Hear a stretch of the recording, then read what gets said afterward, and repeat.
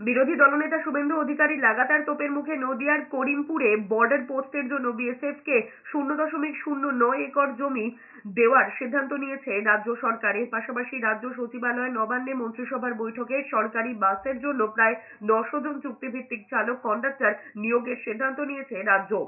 একই সঙ্গে মন্ত্রিসভার বৈঠকে স্বরাষ্ট্র, সমাজ কল্যাণ এবং আইন বিষয়ক দপ্তরে 60 জন নিয়োগের বিষয়টি অনুমোদিত হয়েছে। এদিকে আগামী 10ই ফেব্রুয়ারি পশ্চিমবঙ্গ বিধানসভার বাজেট অধিবেশন শুরু হবে। 12ই ফেব্রুয়ারি পেশ করা হবে বাজেট। রাজ্য সচিবালয়ে নবান্নে মন্ত্রিসভার বৈঠকে একথা জানিয়েছেন মুখ্যমন্ত্রী মমতা বন্দ্যোপাধ্যায়। পাশাপাশি সরস্বতী পুজোর দিন এলাকায় এলাকায় মন্ত্রীদের নজরদারি করতে নির্দেশ দিয়েছেন মুখ্যমন্ত্রী। রাজ্য প্রশাসনের একাংশের ধারণা, বিধানসভা ভোটের আগে এবারের বাজেটে বেশ কিছু নতুন প্রকল্পের ঘোষণা করতে পারেন মুখ্যমন্ত্রী। এছাড়াও আগে থেকে চলা প্রকল্পগুলিতে অর্থ বরাদ্দ বাড়তে পারে বলে সূত্রের খবর। 2026 সালের এপ্রিল-মে মাসে পশ্চিমবঙ্গে বিধানসভা নির্বাচন হওয়ার কথা। তার আগে এটি হবে মমতা বন্দ্যোপাধ্যায়ের তৃতীয় দফার মুখ্যমন্ত্রীত্বের শেষ পূর্ণাঙ্গ বাজেট।